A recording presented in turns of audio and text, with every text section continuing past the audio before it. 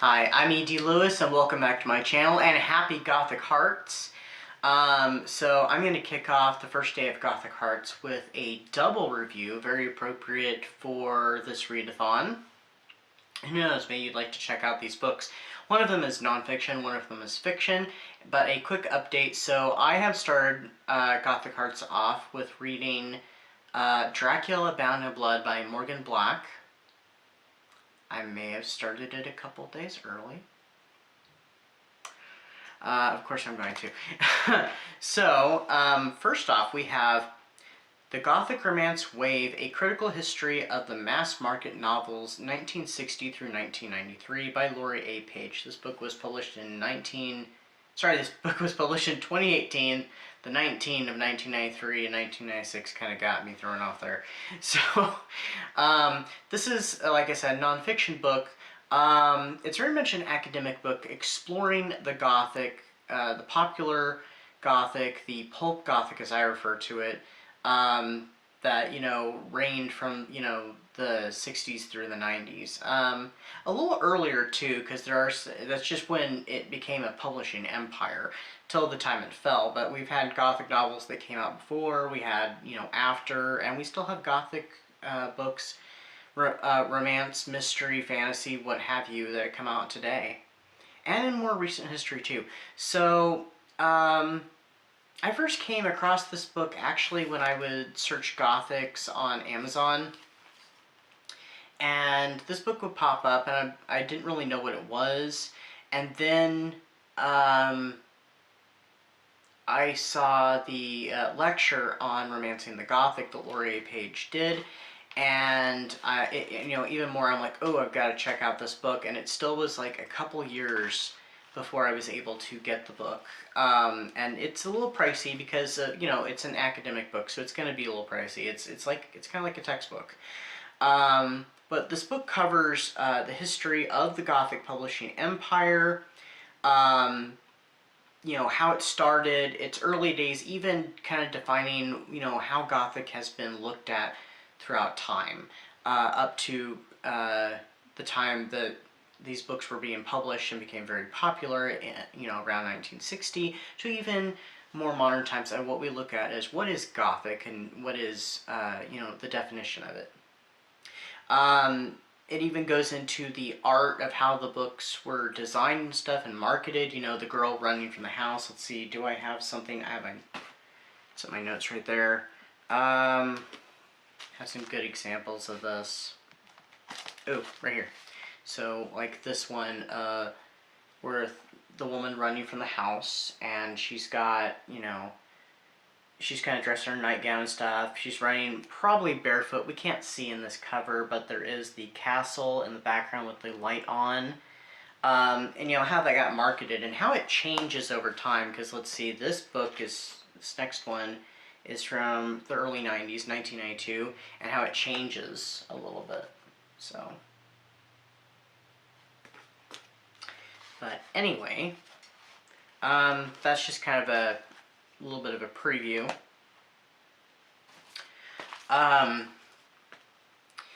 This book also explores, the structure of the Gothic and touches a little bit upon how the Gothic changes over time, which is a little bit of a pet peeve with me because a lot of times when the Gothic romance is talked about in the Gothic novel, people don't really talk about how it has changed over time, and very much they get a very surface level of this is what the Gothic is when it's so much more. And so she touches upon that and how it changes. One of the great examples I like to give or think about is that, the Gothic doesn't have to take place at a spooky house or a mansion or castle. There are other locales it can take place at.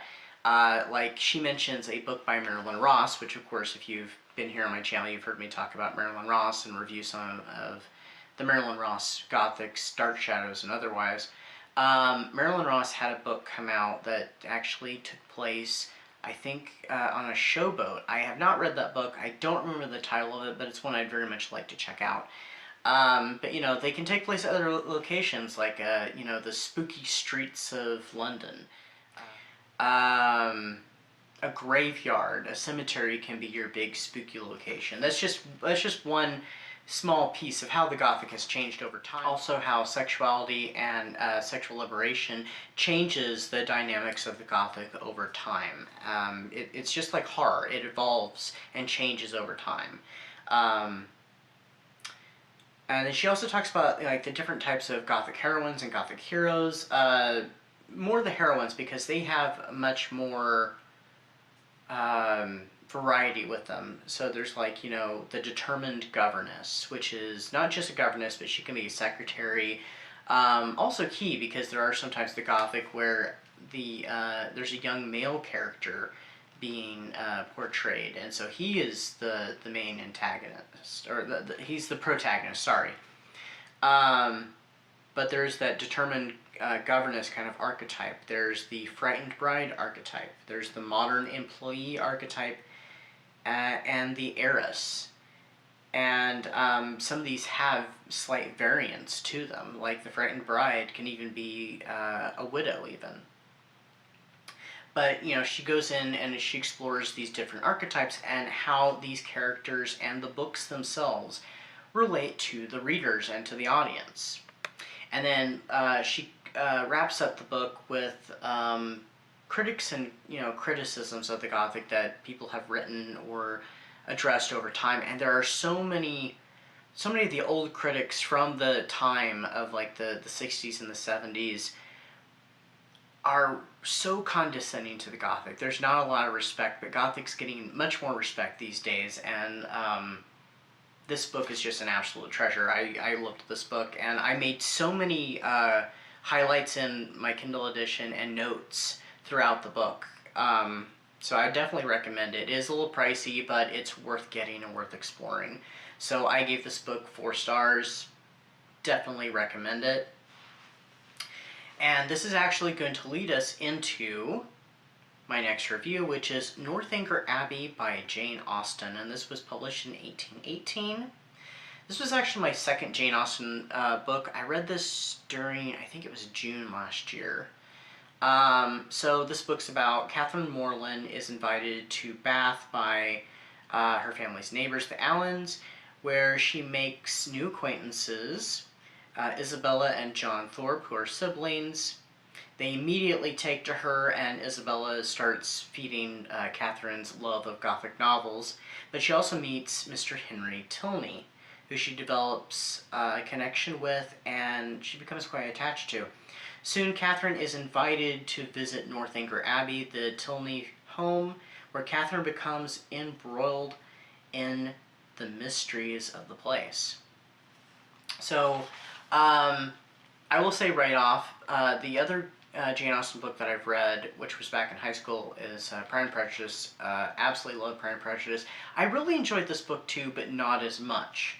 Now, this one is usually considered to be kind of a satire of Gothic, but I don't think so. Coming into it, I didn't really get that vibe, and also, Laurie A. Paige actually talks about this in her book and in the lecture, which I will link down below in the description, where she talks about that it's more like a celebration, and I completely agree with that.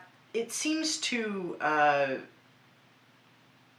critique literature of Austen's time, that she seems to kind of poke fun at them, not so much at the Gothic. The Gothic is used...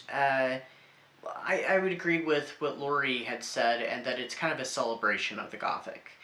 But Austen uses it in kind of playful nods, and it actually kind of helps the heroine quite a bit, because she has a certain way of looking at things, though it may be quite fanciful at times and a little outrageous. It just... it gives her a certain way of looking at things and people that other people just don't have. And she notices things. It may take her in a completely different direction, but she's not too far off, as if you read the book or have read the book, you know what I'm talking about. I did watch an adaptation. I almost watched 2 adaptations, but the one from like the 80s or 90s I started to watch, I watched a couple minutes and I'm like, No, I just didn't like the direction and how it was being done. It just, I had to turn it off. But the one I watched, I think, was from the early 2000s, I think. And it was kind of funny, actually, some of the things that they did, the choices that they made, especially with her fantasizing.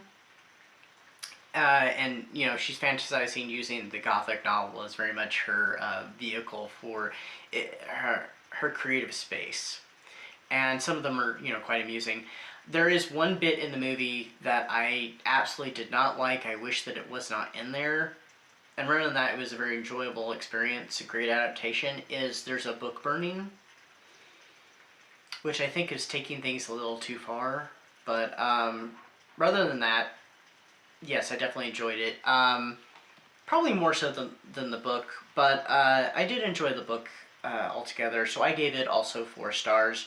So that's my double review to kick off the Gothic Hearts Reading Challenge for 2025, and as I'm filming this, it has started to rain. I don't know if you can hear the rain in the background, but yeah. So in the comments down below, please let me know if you're planning on taking part in the Gothic Hearts Reading Challenge, if you're planning on reading anything Gothic, romancy, or even Gothic horror or Gothic in general. If you're planning on taking part in any of the activities or the prompts, I will list them down below in the description. Yeah, so stay safe, stay spooky, and until next time, bye-bye.